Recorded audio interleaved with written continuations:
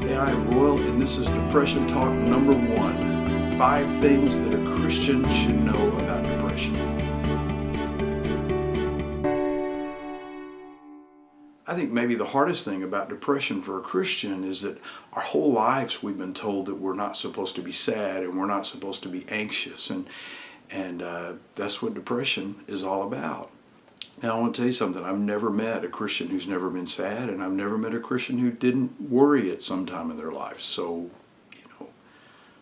number 1 is depression is a combination of nature and nurture. That's what makes it so complicated. There's no real answer to why somebody's depressed.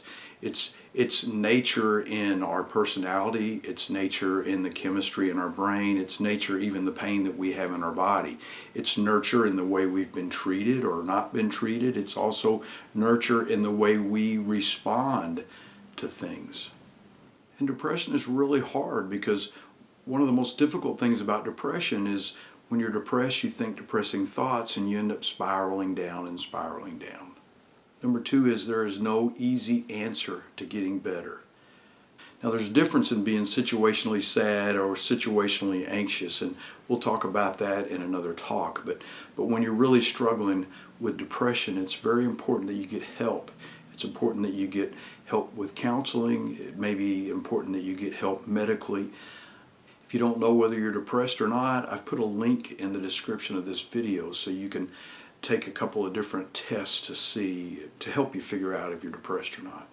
And look, being a person of faith, don't let depression cause you to abandon your faith or to abandon God. Well, that's one of the reasons why you have to be careful who you get for counseling, because it's very possible that a non-believer as a counselor will actually try to push you away from God.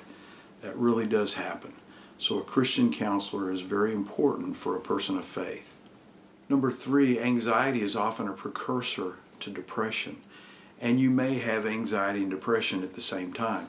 But one of the things you have to remember is if you're a worrier, that's a gateway into becoming depressed. So if you're someone who's often anxious, it's important to get help with that, whether through your faith or through counseling or through friends. But being able to deal with your anxiety is pretty important. And it may actually help you avoid becoming depressed.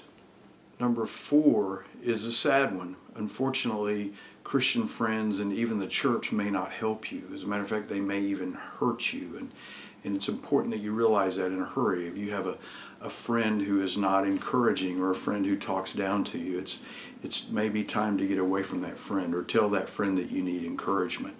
Also, if you have a church that talks down to you because you're depressed, it might be time to find another church. But whatever you do, don't abandon God, because your spiritual health or becoming spiritually healthy is probably the most powerful thing to make yourself better when you're dealing with anxiety or dealing with depression.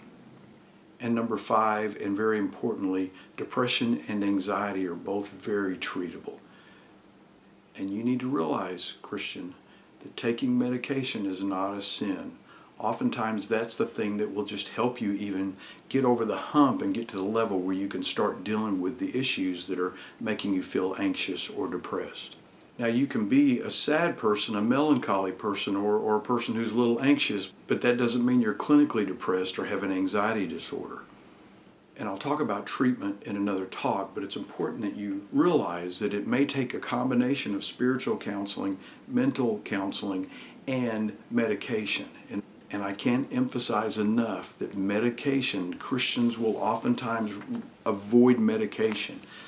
But if you've got a right doctor and the prescription is right, medication can be a help. And it doesn't mean you have to take medication for the rest of your life. I hope this helped. If you know someone this might help, would you pass it along? I would appreciate it if you would like this video or comment, make a comment or a question. Is there something else that maybe I can even talk about in a future talk? And then if you would subscribe to this channel, you'll see and know the videos that are coming up next. Thank you so much for watching, and God bless.